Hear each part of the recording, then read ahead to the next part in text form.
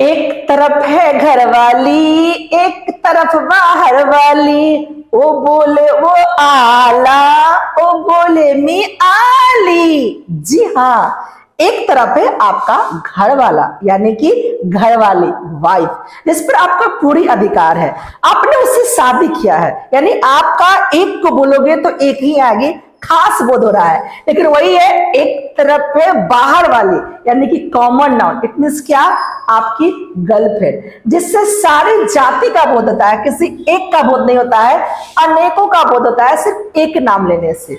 इसलिए कहा गया है कि एक तरफ है घर वाली आपकी प्रोपर नाउन वाइफ, जिस पर आपका बोध होता है। जैसे आप मान लीजिए कि आप बिहार बोलते हो, तो बिहार बोलने से सिर्फ बिहार वासी का बोध होता है, यानी कि बिहार राज्य का बोध होता है। लेकिन वही एक तरफ है बाहर वाली यानी कि कॉमन नाउन, यानी कि राज्य अगर बोलते हो तो राज्य बोलने से क्या सिर्फ एक राज्य का बोध होता है, सिर्फ बिहार का बोध हो रहा है, या बिहार के अलावा अन्य किसी राज्य का भी बोध हो रहा है। मतलब आपका बिहार के अलावा दिल्ली हो सकता है, मुंबई हो सकता है, कोलकाता हो सकता है। उसी तरह से अगर आप कहोगे पटना, तो पटना कहने से सिर्फ एक राज्य का बोध नहीं, एक क्या बोलते हैं, पटना मतलब एक आपका किसी सिटी का बोध हो रहा है। और उसी तरह से अगर आप शहर बोलते हो तो किसी एक फिक्स शहर का बोध नहीं होता है। इसीलिए अगर आप भारत बोलते हो तो भारत बोलने का मतलब है कि किसी एक खास का बोध हो गया, और देश बोलने से किसी खास का बोध नहीं हुआ। और इसीलिए कहा गया है कि एक तरफ है घर वाली यानी कि प्रॉपर नाउन, और दूसरी तरफ है आपका कॉमन नाउन। बट इसमें कुछ और पॉइंट्स है जो आपको समझने हैं।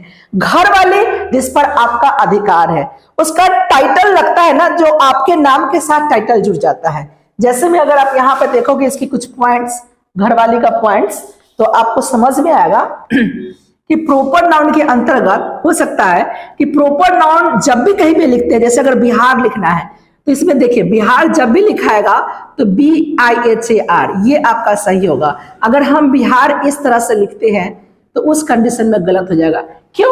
क्योंकि यहाँ पे एक पॉइंट समझ सकते हैं कि कभी भी प्रॉपर नाउन हमेशा आता है तो हमेशा कैपिटल लेटर से शुरुआत होता है। लेकिन वही अगर यहाँ पे देखिएगा बाहर वाली की कहानी, तो बाहर वाली की कहानी में आप देखोगे तो ये आपका राज्य है, स्टेट, तो आप स्टेट ऐसे भी लिख सकते हो, कहीं पे भी कोई दिक्कत नहीं है, यानी कि इसका स्मॉल से शुरू हो सकता है। साथ ही अगर दूसरा अगर इसका नियम देखिएगा तो ये जो प्रॉपर नाउन है ये कभी भी अपने आगे द, इट मींस आप ऐसा बोल सकते हो कि आर्टिकल्स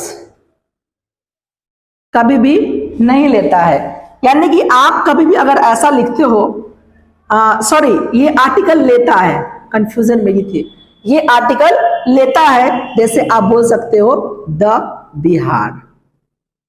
लेकिन अगर वही अगर यहां पे कहानी कहोगे तो यहां पे अगर बोलते हो कि द स्टेट, तो भैया प्रॉब्लम हो जाएगा, क्योंकि ये आर्टिकल्स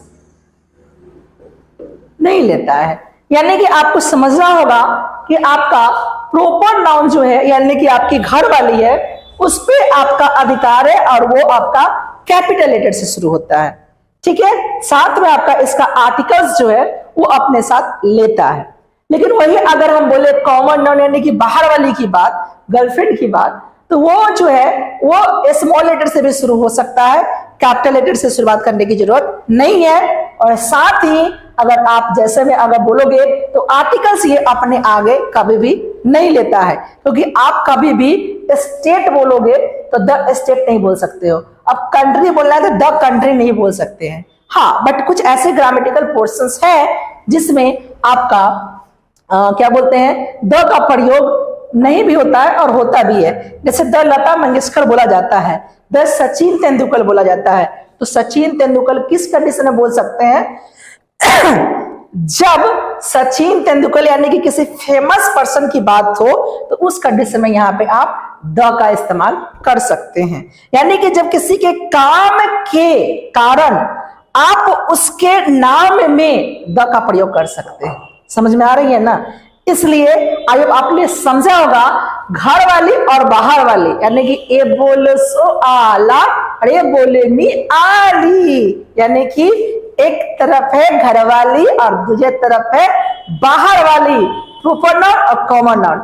आई होप लर्निंग मिला होगा। तो मिलते हैं नेक्स्ट वीडियो में कंप्लीट समरी के साथ।